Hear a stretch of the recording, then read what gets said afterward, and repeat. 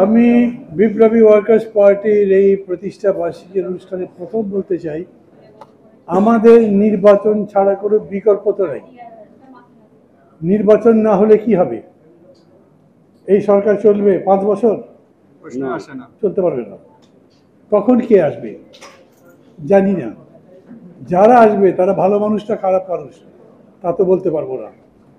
তার চাইতে ভোট হলে পছন্দ হোক বা না হোক, খুশি ভাইকে দেখতে পাই না, কিন্তু কি করবো, ভোট দিতে হবে ওনাকে। এরকম হয় না? না, সত্যি সত্যি যে দেখতে পারি না তা তো বলছি না, কথার কথা দেখতে তো পারি। এতগুলো বছর ধরে একসাথে আন্দোলন করছি, সামনেও একসাথে যেতে পারবো আশা করি, ভালোভাবে যেতে পারবো। যেই আকাঙ্ক্ষা নিয়ে লড়াইটা করেছি সেই আকাঙ্ক্ষার বাস্তবায়ন করতে পারবো সেরকম চিন্তা করি। আর ওরা যদি না করে, আরে না করতে শেখ মুজিবও তো করে নাই, শেখ হাসিনাও করে নাই, রাজনীতি করেছি না।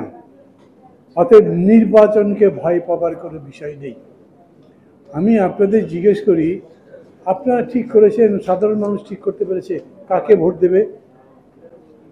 আবার খসরু ভাই টুকু ভাইয়ের নাম বলতে হবে, তাই তো? ওরা কি কাকে ভোট দেবে? মানুষ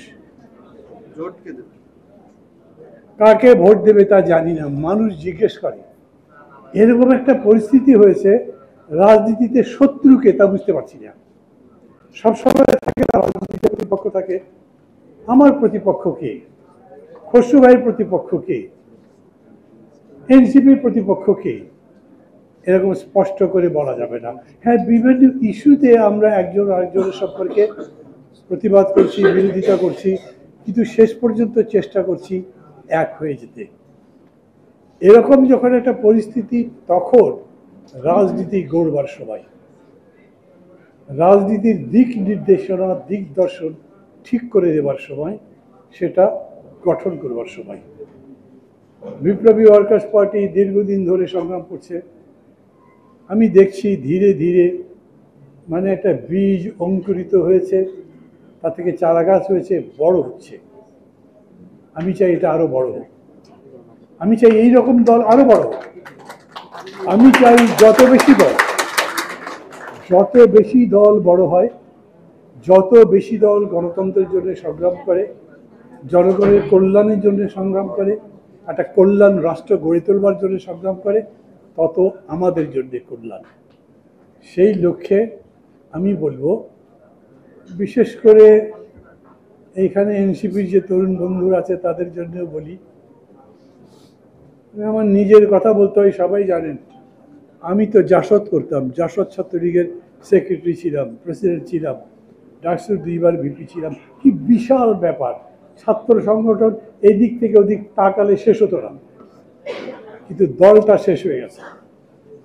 রাজনীতি কেবল আবেগের বিষয় নয়, রাজনীতি খুবই একটা সূচিকর্মের মতো, রাজনীতি একটা চিত্রকর্মের মতো। বাংলাদেশকে এখন ওই রকম করে গড়বার সময়। সেই প্রত্যাশা আমি যেমন বিএনপির প্রতি করি, সেরকম এনসিপির প্রতি করি, সেরকম নিজের প্রতি আস্থা রাখি, সেই রকম রাজনীতি করে তোলবার চেষ্টা করি।